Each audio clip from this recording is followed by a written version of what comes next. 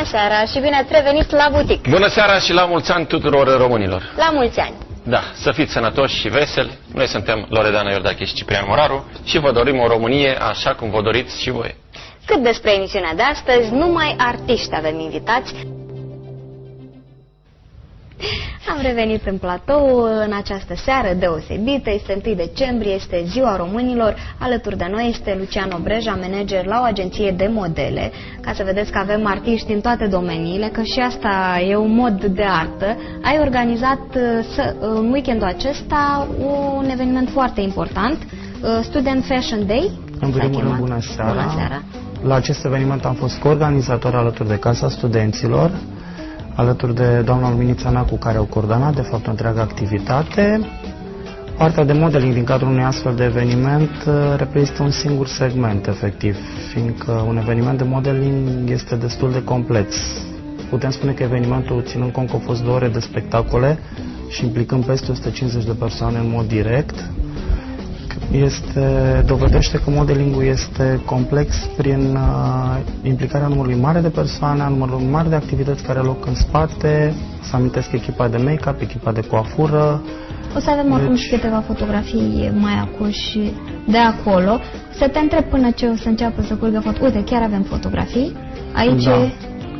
Deci putem observa că la eveniment au fost prezente alături de colecțiile studențești din țară, evenimentul fiind național și fiind dedicat tinerilor designeri din țară, studenți din toate centrele universitare mari din România și firme locale, ceea ce a ridicat nivelul festivalului. Am fost foarte încântați că sala a fost arhiplină, lumea stând în picioare, lucru care se întâmplă destul de rar în ultima vreme la evenimentele de modeling, unde sala este mai mare de 500 de persoane.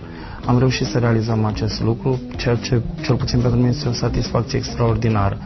Un număr de 15 colecții au fost prezente, din care 10 au fost în concurs, 5 colecții ale firmelor din Iași, care efectiv au ridicat, cum am spus, valoarea festivalului. Și fetele care le vedem sunt din Iași? Modelele sau... sunt venite, au fost peste 80 de manechine din țară și peste 45 de fete din Iași. Cred Modelele că au acesta venit... este chiar Ovidiu, nu? Da, Era Ovidiu, Nicoleta Timuș de la Make-up.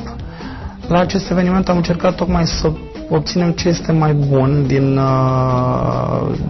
din ce are Iașul. Ovidiu este destul de renumit cu echipa lui, normal, și Nicoleta Timuș, care lucrează și care îmi face plăcere de fiecare dată să lucrez alături de ea. Este normal, am fost încântat. De asemenea, pot să mulțumesc firmelor care și-au prezentat colecția, sper.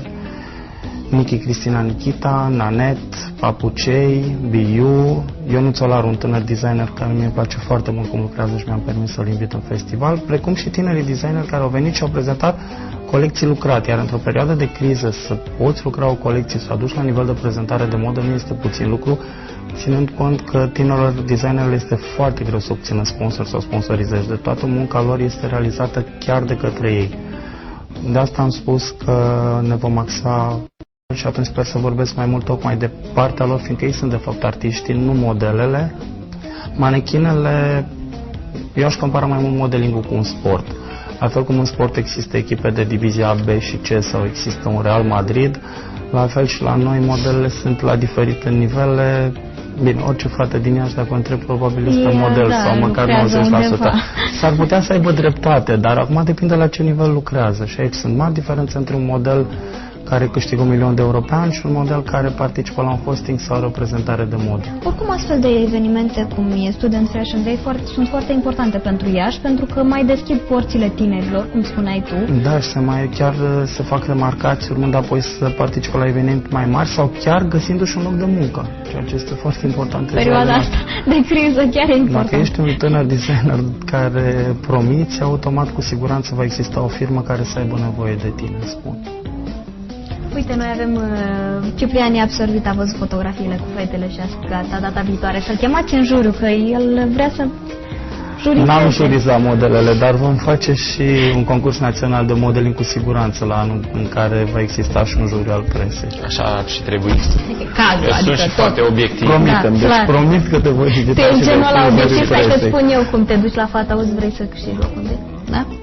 numărul de Ferească Dumnezeu. Bine, un concurs de modeling nu are legătură cu un concurs de Miss. De obicei, locul întâi, într-adevăr, este ales de o singură persoană, dar acea persoană este managerul unei agenții puternice din afară, sperăm, care să poată obține un contract care înseamnă modeling. Iar modeling nu înseamnă Miss. Nici o câștigătoare de concurs de Miss n-a ajuns un model consacrat. E vorba de o muncă de cel puțin 3 ani de zile. De aceea se caută fete la 14 ani, fiindcă ca să devii un nume, e ca și cum ai lansa orice produs pe piață. Ea singură este un singur produs, nu e vai ce frumoasă ești. Eu dacă vin acum cu un telefon, să dau exemplu, și are un nume necunoscut, îmi va trebui câțiva ani ca să-l impun pe o piață deja plină. La fel este în modeling. Foarte des se spune, nu, fata aia a ajuns să câștige din cauza că nu vreau să dau niciun snobism, nu, că e muncă. Da, e muncă, dar ca să ajungi într-adevăr un model consacrat, trebuie să se obișnuiască cu imaginea ta și mai ales tu, ca model, reprezentând imaginea unei firme, ar trebui ca tot timpul tău fiind imagine să ai grijă ce faci, până devii brand. După aia, da, se mai întâmplă conflicte ca și în cazul Naomi sau Kate Moss, dar abia când ești deja un nume și nimic nu te mai poate atinge. Dar în spate ai o carieră de cel puțin 10 ani de zile. Uite, apropo de da, Naomi. ai și tu cu... Nu, eu citesc cu Naomi. Uite, apropo de nume consacrate, avem o știre că suntem la Monden despre Naomi, care, o știm cu toții, e deja ultra cunoscută și prin scandaluri, că am înțeles că e o fire mai colerică, dar la anul se mărită cu rusul. Dacă nu știați, Naomi Campbell are un iubit de 45 de ani, Vladislav Doronin, a acceptat cererea în căsătorie a iubitul ei, e miliardar evident, că doar nu putea să fie nimic altceva. Anul acesta, deși acesta este încă însurat, soția lui refuzând să-i acorde divorțul normal, Doronin a comandat deja ținuturile pentru nunta ce va avea loc, se pare, în luna martie anul viitor. Vladislav și Naomi se iubesc din 2008, când s-au cunoscut la Festivalul de Film de la Cannes. De dragul lui, Naomi a renunțat la religia catolică și a trecut la cea ortodoxă. Ce spui tu de Naomi? Ce să spun de Naomi? Ne-a obișnuit cu stilul ei. Naomi, chiar măritată, nu cred că își va schimba stilul de viață. Asta este foarte clar. Iar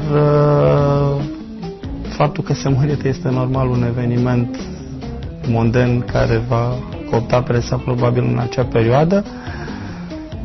Și... La fel cum v-am spus, Naomi fiind deja un nume își permite să facă orice, să se mărite, să divorțeze, să schimbe menajera, dar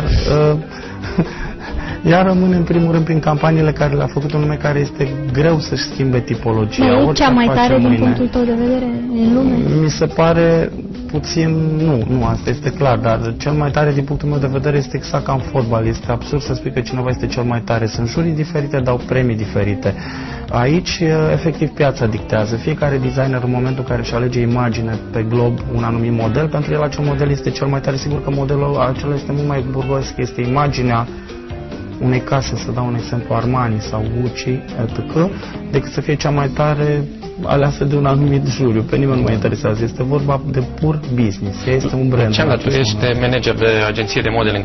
Vreau să știu personal ce fac aceste stele după ce apun. Uite, de exemplu, ea nu mai este o puștoaică. Gândește-te că în momentul în care un model ajunge să câștige, și la Naomi vorba de sume mult mai mari, există deja românce care câștigă peste 1 milion de euro pe an, fără să exagerez, nu foarte multe, dar există. Românce, da? Da, cum să nu?